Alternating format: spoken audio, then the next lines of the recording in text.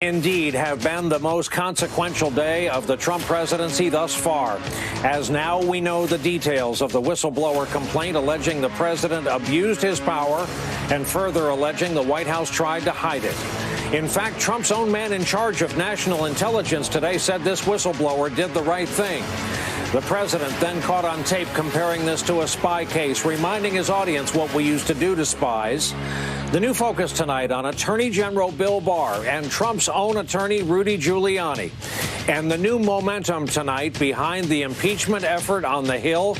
All of it as the 11th hour gets underway on a Thursday night. Well, good evening once again, and tonight happens to find us here in London, but all the news, of course, is back home, where this was day 980 of the Trump administration. And the case for impeachment has just, in the course of this one day, escalated quickly and on live television with the release of that whistleblower complaint focusing on Trump's July 25th phone call with the president of Ukraine.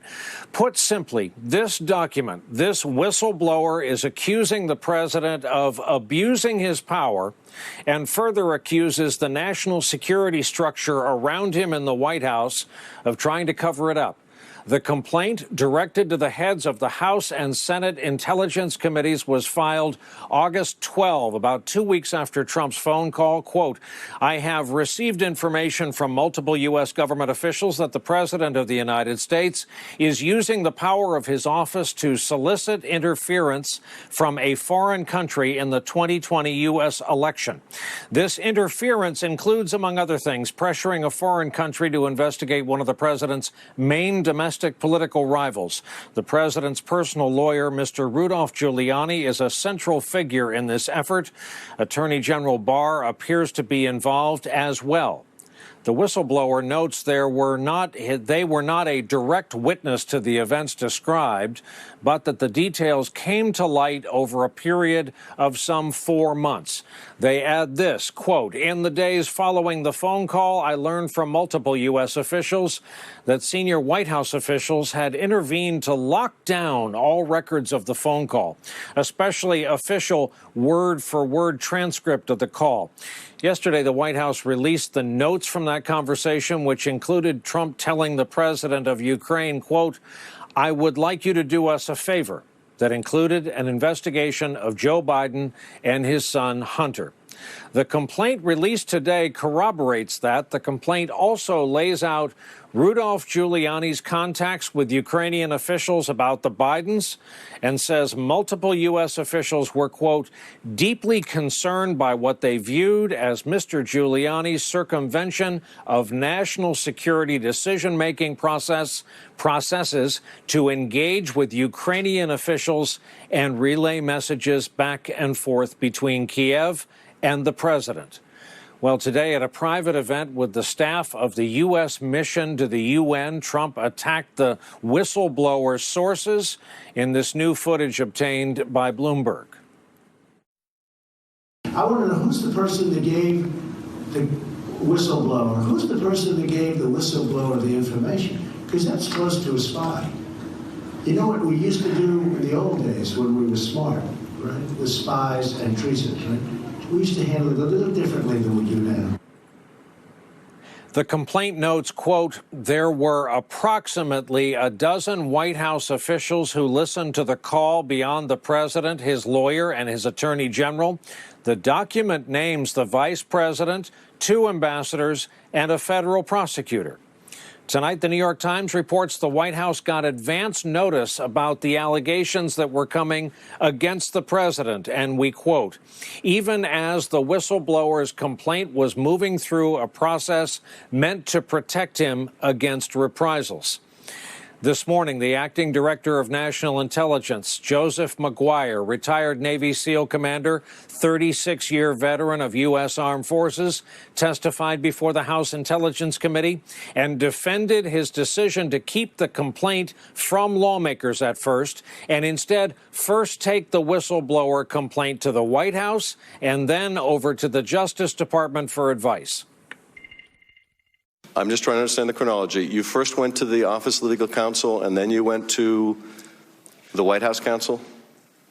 No, sir. No, sir. No, we went to the White House first to determine, to ask the question. Okay, that's all I want to know is chronology. So you went to the White House first. Everything here in this matter is totally unprecedented. It just seemed prudent to be able to check and ensure as a member of the executive branch before I sent it forward. McGuire and the intelligence inspector general went on from there and later gave closed-door testimony to the Senate Intelligence Committee. Tonight, the number of House members who now support some type of impeachment actions stands at 224. Speaker Pelosi made it clear today the impeachment investigation would not be bogged down by the numerous Trump investigations that are already in progress. The inquiry and the consensus in our caucus is that our focus now is on this allegation. Now, all of the other work that relates to abuse of power, ignoring subpoenas of government, of Congress, contempt of Congress by him, those things will be considered later. By the way, a quick programming note here, and importantly, the Speaker of the House will be a guest tomorrow morning, just hours from now, in fact, on Morning Joe. With that, here for our leadoff discussion on this rather dramatic Thursday night, Jeremy Bash, former chief of staff at CIA and the Pentagon, again notably former chief counsel to the House Intel Committee. Susan Page, Washington bureau chief for USA Today. Matt Zapotosky, national security reporter for the Washington Post. And Peter Baker, chief White House correspondent for the New York Times, who also happens to be co-author of the book Impeachment: An American History. Good evening and welcome to you all. Jeremy, given your background in this line of work, I'd like to begin with you. For our viewers who couldn't see today's live coverage, who have only seen snippets of it, sum up what we witnessed today and sum up for us, if you can, the gravity of what we learned today on live television. Well, the significance of today really was the putting forth of the whistleblower complaint. The acting director of national intelligence, Admiral McGuire, appeared before the House Permanent Select Committee on Intelligence, and his testimony really centered around the process by which that complaint was shared with the White House, the Justice Department, and then ultimately, after some machinations inside the executive branch, belatedly shared with Congress. But that wasn't the real headline, Brian. The real headline were the allegations laid out in meticulous, polished detail by an intelligence community whistleblower, outlining a months-long effort by the President of the United States to engage in a secret, parallel effort to pressurize President Zelensky of Ukraine, using Rudy Giuliani as a go-between, ultimately culminating in that July 25th phone call, the transcript of which we saw yesterday, and the whistleblower's complaint exactly tracked that transcript. And just in terms of the significance, Brian, we've never had an impeachment allegation against a president go to the House of Representatives that is this serious. This is not the Office of Tenure Act violation under the Johnson administration. This is not the lying about sex in the Clinton administration. This is about soliciting foreign interference in a United States election. It is the most serious impeachment allegation ever against the president of the United States. Susan Page, that is saying a lot, and it's impactful to hear that from a guy like Jeremy Bash. Combining your head and your heart to answer this, what does this feel like to you, given the number of years you have covered Washington? You know, I never expected to cover one impeachment, which I did, and now I believe I'm going to be covering a second. And what is extraordinary about what's happened is 8 days ago, it was only 8 days ago that the Washington Post disclosed that there was a whistleblower complaint out there that had with questions raised about the president and his conversation with a foreign leader. In the space of a week and a day, we have moved from impeachment being something that the president and most people in Congress thought was now off the table to something that is a very real possibility. We now have a majority of the House, as you noted, backing some impeachment. Nancy Pelosi doesn't need to get any of the 12 remaining Democrats to back this. She has a majority of the House ready to move forward without them. And I think we have every sign that that speed that we saw in the last week and a day is going to continue, with the prospect that we could have an impeachment vote in the House before the end of the year. That is absolutely extraordinary to say and to hear. Matt, we also are aware of the due diligence that still has to be done. As fast as this thing is now moving, again, just over the course of today, think of all the names we saw mentioned and learned about today. All of those tributaries have to be investigated. Are we talking about a future witness list before these committees that include some or perhaps all of these names? Not all these folks can claim any kind of privilege. Well, that's hard to say, because if the House wants to move fast, you might not be able to get all of those people in front of you. And I think the investigation has to entail, too, some names that we don't know yet. The whistleblower in this case very explosively kind of alleged that other White House officials were concerned about a cover-up here. The whistleblower is not a direct witness, but he claims to be in touch with, I think, half a dozen White House officials who believe there might be a cover-up in addition to concerns about this call with the Ukrainian president. And I'm sure the House, in their ideal world, would love to identify these people and talk to them. They would be kind of the key people who were in on this and who could describe it. You know, you saw Joe Maguire testify today, and he's a Trump, recent, I guess, Trump appointee that didn't want to sort of be out of step with the president, it didn't feel like to me. But these people who inside the government feel like they have concerns that President Trump is abusing his power, those would be the most compelling witnesses for the House to get in front of them to sort of push this impeachment inquiry forward. And Matt, while I have you, explain to the folks watching who may not follow this quite as closely as you do, why the Attorney General is in such a bad place tonight.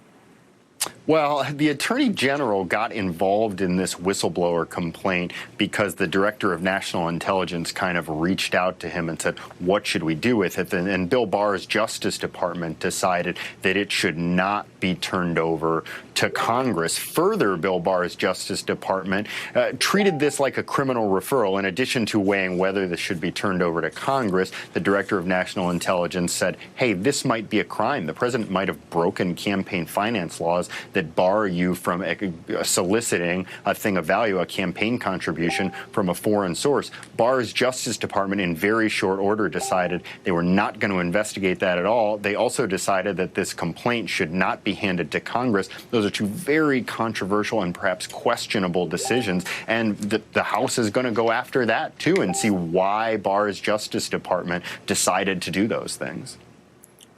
Peter Baker, get comfortable, because we're going to talk here for a minute about Rudy Giuliani, and I'm going to read you one quote and show you another. This is Elena Plott got him on the phone and interviewed him for The Atlantic tonight, and this is the quote attributed to him. It is impossible that the whistleblower is a hero and I'm not, and I will be the hero. These morons, when this is over, I will be the hero, Giuliani told Elena Plott of The Atlantic tonight. Further, here is Rudolph Giuliani tonight on Fox News with Laura Ingraham.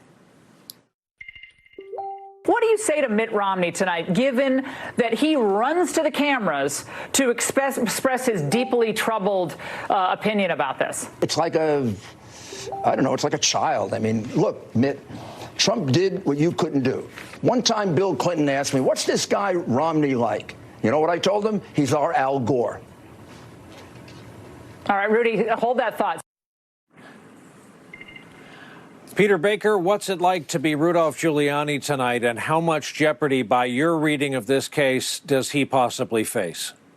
Well, it's a great question. Any question to Rudy Giuliani about running to the camera seems rather ironic, to say the least. At this point, he has been all over the cameras through this whole thing as a lawyer representing the president, as a sort of quasi-special envoy, conducting kind of a shadow foreign policy in Ukraine, and then coming back and reporting on it on Fox News and getting interviews to all sorts of journalists. He's playing a role very different than you normally see in somebody representing the President of the United States in this kind of a matter. He is right in the thick of it. He is right in the middle of it. I don't know whether he's a hero or a villain. That'll be decided by history, by people smarter than I am.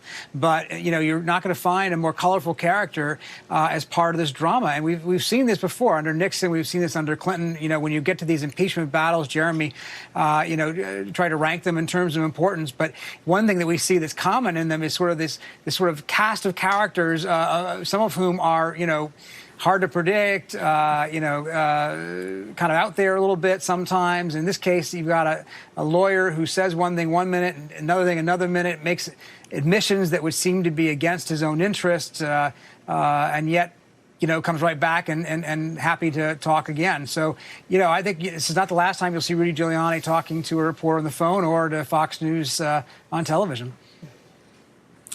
Jeremy Bash, is witness tampering in real time on the popular media a real thing? And I ask this because I heard Jeff Toobin say tonight, remember three words, Susan Blasey Ford. If we're seeing the president and the people who work for him go after an yet unnamed whistleblower now, can you imagine if a name gets attached to this complaint? Yeah, I have no doubt that the president and his allies are going to try to destroy the professional credibility and career of this whistleblower. There's no doubt in my mind that they're going to try to out this person. They're going to try to undermine this person's credibility. And I think in some ways intimidate this person and other people from speaking out. The president tonight in front of staff at the U.S. Mission at the United Nations said that, in effect, he is going to treat this whistleblower and others who are blowing the whistle on the Trump administration. He's going to treat them like foreign spies, meaning capital punishment, execution, hanging, firing squad, what have you. That's witness intimidation. He and the Attorney General are responsible for carrying out the laws of our country, administering justice, and for them to talk about whistleblowers in this way is a total anathema and undermines all pretenses of abiding by the Constitution and the laws of this country. Susan Page, obviously, let's blame it on jet lag. Toobin got her name right, Dr. Christine Blasey Ford, and indeed not Susan, though you are. And let's talk about the GOP and the West Wing. In this light, the word impeachment, at least the threat of it, has been tossed about for a good long time. How much of a preparation operation has been ongoing now that, as we have this conversation, at least on a Thursday night, it is beginning, as you noted, to seem very real? Yes, I think it seems very real to the White House, which is at the moment not prepared with the kind of operation that we saw, for instance, President Clinton put together when he faced impeachment, or even the kind of operation that history tells us President Nixon put together when he was facing impeachment. And that goes for Republicans on the Hill as well. There was an assumption, I think, that they were past this. And what we saw today from Republican members of the House Intelligence Committee was an attack on those who attacked the president, although we didn't see a defense of the president's actions in that phone call. But in the Senate side, what we saw were most Republican senators trying to do everything they could to avoid making any comment. The most common comment we got when we talked to Republican senators today was, I haven't had a chance to read the complaint. Well, the complaint was only 9 pages long, and I can guarantee you that I bet most of them had, in fact, had a chance to read the complaint. But it's a sign of a reluctance to get out too far defending the president, and certainly the reluctance we've seen throughout this presidency of Republicans reluctant to criticize this president. Yeah, something just shy of a profile. Encouraged there to say I haven't read it. Peter, based on reporting from inside and also from things like looking at him, his delivery and attitude, what can we glean about the president treating this perhaps more seriously? Yeah, I think, look, from the very start of his presidency, there's been talk of impeachment. Even before he was inaugurated, people were talking about it because of, his own ethical violations or allegations or what have you because of the Russia probe. So I think from the beginning, he sort of anticipated that someday it would come to this. But you're right. In the last few months, it looked like the threat had faded. He himself said yesterday, I thought it was dead. And so, I think he has, in the last couple of days, veered back and forth between sort of bristling anger, eager combativeness and kind of an uncharacteristic subdued quality that he showed at the end of the UN when he seemed so listless. And I think I assume he's struggling, therefore, with, some of the emotions that would come with this kind of a challenge. We look back at history. We know that both President Nixon and President Clinton, put on a face for the public, but then behind closed doors were, quite emotional, quite, distressed at times about this kind of a challenge to the legitimacy of their presidency. We don't know, exactly what President Trump is going on behind the scenes, but I think he looks at this as a fight that he can win, and yet one that is also, likely to tarnish him in the history books. Even if he is impeached and then wins a Senate trial, which seems to be the likeliest outcome at the moment, he goes down in history as only the third president to be impeached. That's not something any president would want. And to our audience, our guests have agreed to stay with us over this break, and we will take one. Coming up, can anything get done during the Trump presidency as long as this president is fighting to keep his job? And the complaint reports a, quote, repeated abuse of an electronic record system designed to store classified, sensitive national security information, which the White House used to hide information of a political nature. This is a cover-up. This is a cover-up. The whistleblower complaint says senior White House officials tried to lock down, in their words, records that were related to Trump's phone call with the president of Ukraine. What the House Speaker is now calling, as you heard her say, a cover-up. The whistleblower adds that the move, quote, underscored to me that White House officials understood the gravity of what had transpired in the call. The report describes how the call's transcript was placed into a standalone computer system managed by the National Security Council, quote, reserved for code word level intelligence information such as covert action. And that, quote, some officials voiced concerns internally that this would be an abuse of the system and was not consistent with the responsibilities of the Directorate for Intelligence Programs. The complaint goes on to say this was not the first time under this administration that a presidential transcript was placed into this code word level system solely for the purpose of protecting politically sensitive rather than national security sensitive information. This is a lot to discuss and a really important point. Still with us, Jeremy Bash, Susan Page, Matt Zapotosky, and Peter Baker. So, Jeremy, in the mid-'70s, it was all about recorded phone and office conversations. Welcome to the computer age. This gets squirreled away. The implied promise that there may be more like it. To ask a blunt question nicely, are you going to rely on the patriotism and rigor and diligence of people who are drawn to working in the NSC realm, that they will be honest brokers, go back, respond perhaps to subpoenas, and find what else there is? Some of them might. We just don't know yet. But I think the way to translate all of this into English is that when senior White House officials realized what had gone on during this July 25th phone call and actually reread the near verbatim notes or transcript, many of them said, ruh-roh, we got to clean up aisle 8. We have a serious problem on our hands.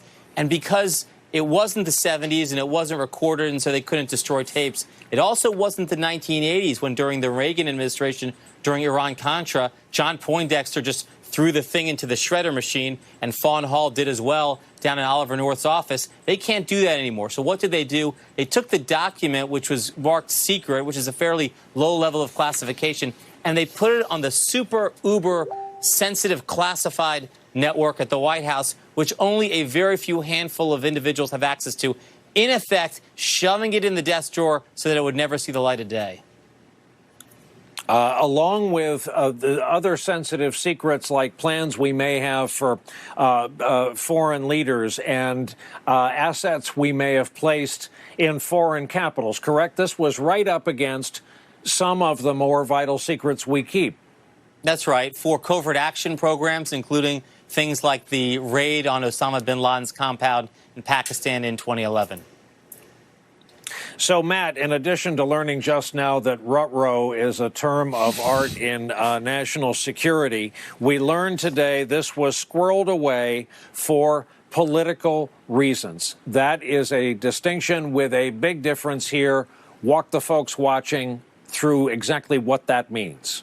Yeah, so my colleagues Josh Dawsey and Carol Leonnig have some reporting tonight that I think helps put that in context. This White House is very afraid, paranoid about leaks, and they're paranoid in particular about leaks of President Trump's phone calls with foreign leaders. He has experienced a couple of those with leaders from Australia and Mexico, and he doesn't like that. So one strategy they've used is just developing technical mechanisms to lock the information down or trace who has access to it, kind of creating chain of custody records, making sure fewer people are in on these calls. And then in this case, apparently an egregious case, moving it to this super classified server where it doesn't belong. Now, things get classified, potentially over-classified all the time. That's a persistent problem in government. But what the whistleblower is alleging here is that just wasn't the case. And you can really see it when you read the transcript of that call. The things the president says, Rudy Giuliani has also said to any Ukrainian prosecutor who will listen. There is no real argument that this should be classified. So the conclusion is it was classified just to protect the president's political interest, and that is inappropriate. It's inappropriate to put something on a super classified server that's just meant to hide it from people and protect the president's political interest, because there was really no argument here that what was said on the call, at least from what we've seen, could be, legitimately classified. Peter Baker, it is a real argument that foreign leaders will have what we love to call the chilling effect before their next heart-to-heart with this president, knowing there are listeners on our end and knowing the notes of that conversation, should they suddenly become important to a national issue, can be released. How do you think, having just come back from accompanying the president at his several day of UN visits, how do you think allies, adversaries are watching this chapter in the Trump presidency? Yeah, it's a great question. Look, there was, President Trump did have reason to be a little suspicious about transcripts or records of his calls coming out, even aside from whether he had committed some sort of an abuse in a conversation. Remember early on, of course, his phone conversation with the leaders of Mexico and Australia both leaked to the Washington Post. He obviously got upset about that. He's been particularly suspicious ever since.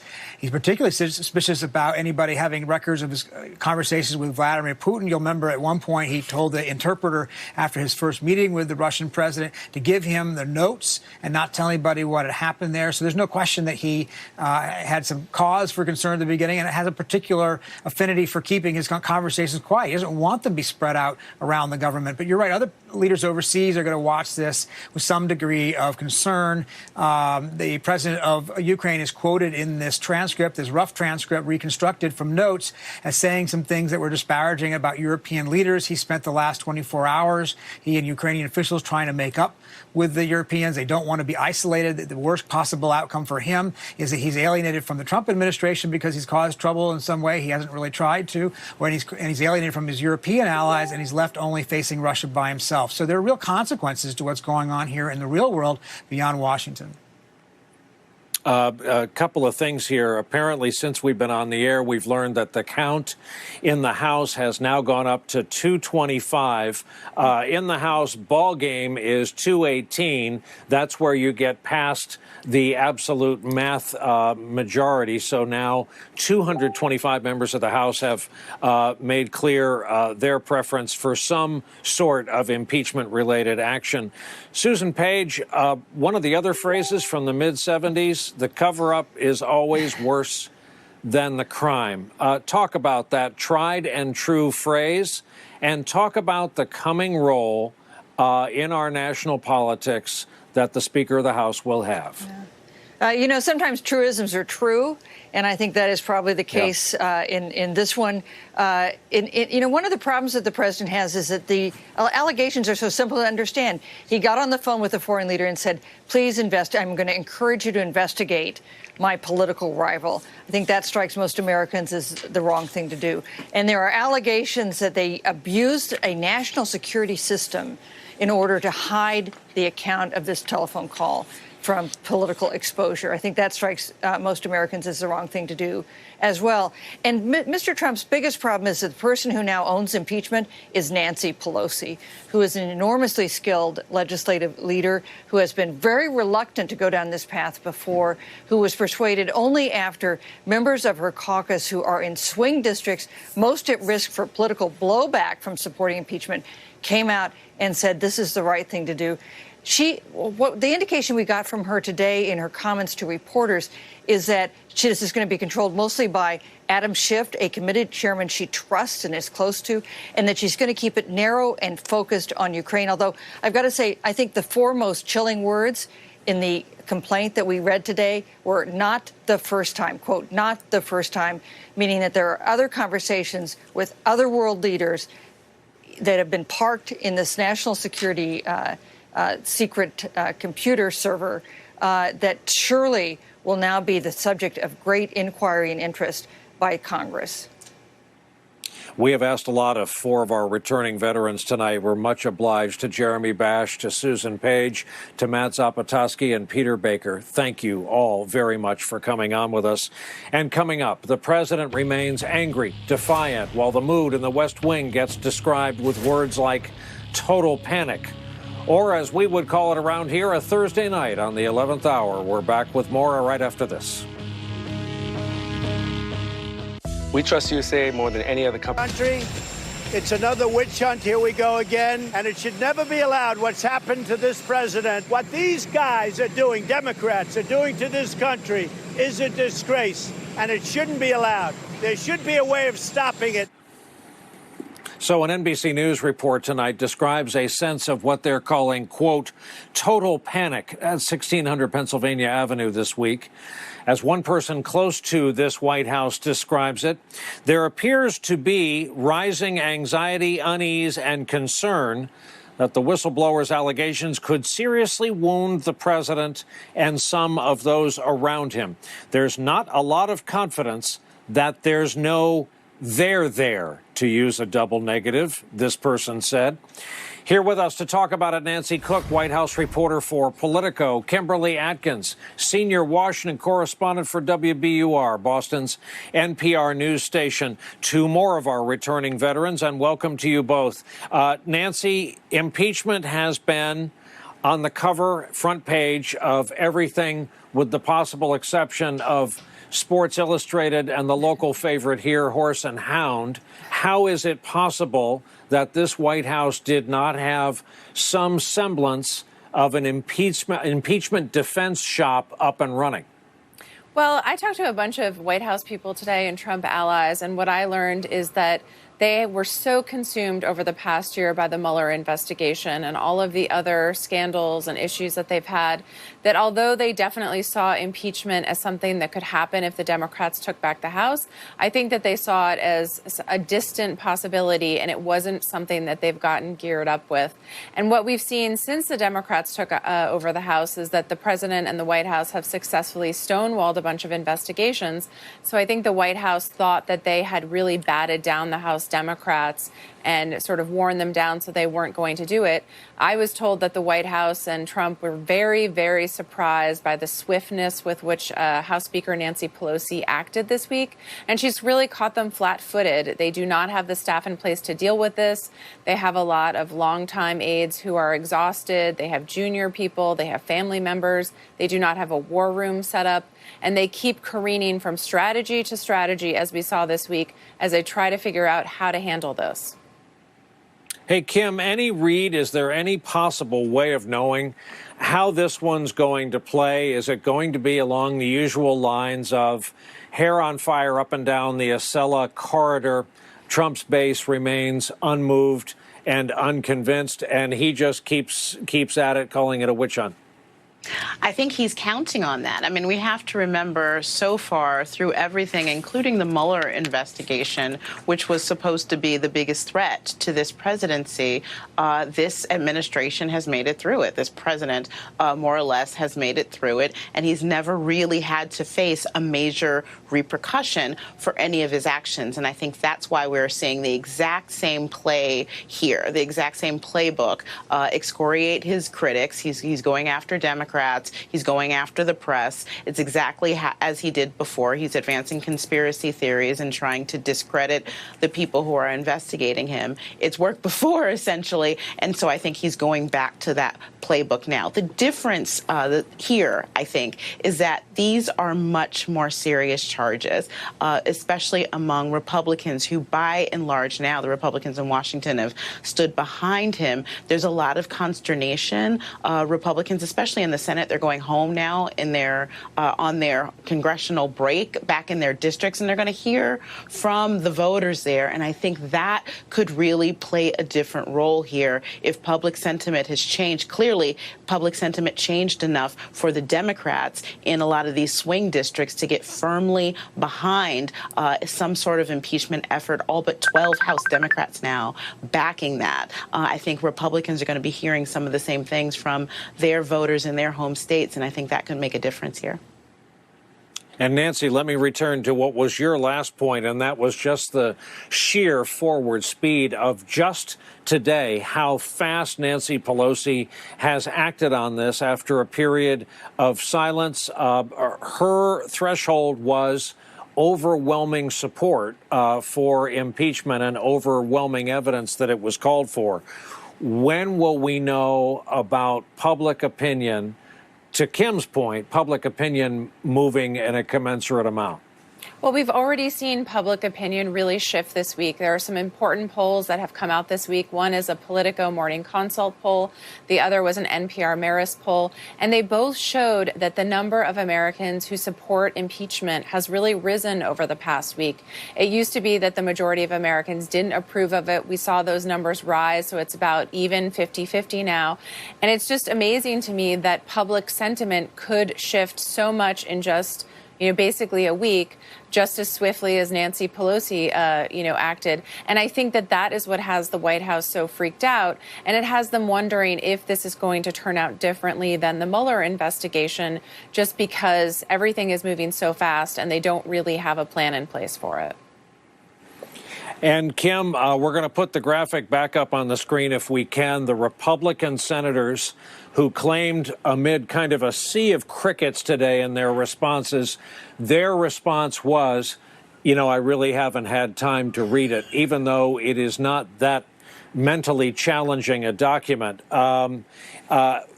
Where will you measure some of these guys? Look at, Blunt, look at Portman. Where will you measure the movement? Who are you watching? Yeah, I'm watching a couple of Republicans. One is Mitt Romney, because of all the Republicans in the Senate in particular. He has the most political leeway to really speak out here. He's never going to appear on a ballot with Donald Trump. He is in Utah, where he's very popular and where Utah Republicans don't like Donald Trump. So he could do what Jeff Flake tried to do before and didn't really succeed at, in really calling out this president and calling out these actions if he's really troubled by it. So he has the least to lose. It's also the Republicans who have the most to lose, like Susan Collins, who really faces a tough reelection. She has tried to be moderate and really speak out against the president, at least say that she's troubled. I think if she moves and speaks out much more firmly on this, we will see how that could have an effect on the rest of the caucus as well. So I think those are a couple of the big names that we're watching as they come back to Washington after this break and when they hear from the folks at home. You raise a good point, though. A whole lot of people are troubled. If Troubled was a candidate tonight, Troubled would probably win this election. To Nancy Cook, to Kimberly Atkins, our thanks, as always, for coming on the broadcast with us tonight. And coming up for us, when we talk about Welcome back. And as we've been saying, by all accounts, Democrats intend to move quickly with this impeachment inquiry, especially if today's any judge. House Intel Chair Adam Schiff says he plans to start calling witnesses in this as soon as next week. Washington Post adds this tonight, quote, House Democratic leaders are eyeing a fast-paced investigation, instructing the committees handling the probe to wrap up their findings within weeks in hopes of concluding before the holiday season. For the record, and because we live in the real world of cable news in 2019, just tonight, Tucker Carlson over at Fox News called Adam Schiff, quote, demonstrably mentally ill. So there's that. With us for more tonight, A.B. Stoddard is back with us, columnist and associate editor at Real Clear Politics. A.B., I didn't want people to think the world had changed significantly in the last 24 to 48 hours. A dual question to start you off. What are Republicans telling you, and what, again, does this feel like to you? Well, Republicans are trying to buy time after reading the complaint and finding it as jarring as Senator Ben Sasse warned them 24 hours ago that they might. And they don't want to talk about it. So that's why we saw so many accounts today from Capitol Hill with Senate Republicans saying they hadn't read it yet. They think it's bad, but the hope, there's two things. One, they can buy time until they find out if this is true, meaning they can wait out an investigation, which Chairman Burr on the Senate Intelligence Committee is doing in a bipartisan fashion with Senator Mark Warner, alongside the same, corresponding investigation in House intelligence on the House side. Both committees will be talking to the whistleblower. So Republicans think they have some more time, and they know there will be more revelations. Their hope is what the White House hope is. Democrats will overreach. So they're looking for the silver lining of some kind of chaos on the Democrat side.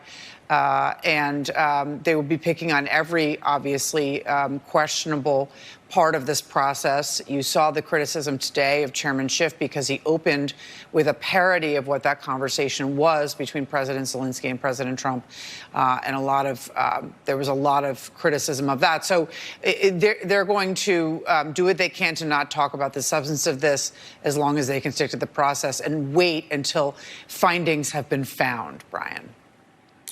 While we're at it, let's talk about this. Think of who we didn't see on television today. Oh, that would be Jerry Nadler. Do you think the emphasis on Schiff is a happy accident for the Speaker, where chairman of these committees go? Yeah, so this is the part that I don't think is decided. We hear they want to act with speed. They don't want the public to think they rush to judgment. There's a conflict there. We hear that Adam Schiff is going to be sort of the lead on this, but at the same time, articles of impeachment might come from the House Judiciary, and they're all still doing this together. I think that there's a rush to look unified and ready to go and decided and convicted on this, and to want to get through this. No hearings, because I think they're afraid of public spectacles like Rudy Giuliani coming and giving them a Corey Lewandowski show. But in terms of the internal workings of this, I don't think it's all figured out. And I think that we will see some wrinkles being smoothed out in terms of committee jurisdiction and that in the days and weeks to come. Because there's a recess, those divisions might be kept more quiet, but the work will continue. But I'm not sure that they've completely worked out that they're going to have this on the floor by Thanksgiving and that they know exactly how it's going to go. Because, as I said, they don't want to look like they're rushing. And there's a lot of territorial jurisdiction to deal with. And who can blame them for needing a recess, having worked so hard since they got back from their summer break? A.B. Stoddard, it is always such a pleasure to have you on. Thank you for always taking our questions. We greatly appreciate it. Coming up for us, definition aside, this president sure likes to talk about treason. We have a reminder for you on that front coming up after this.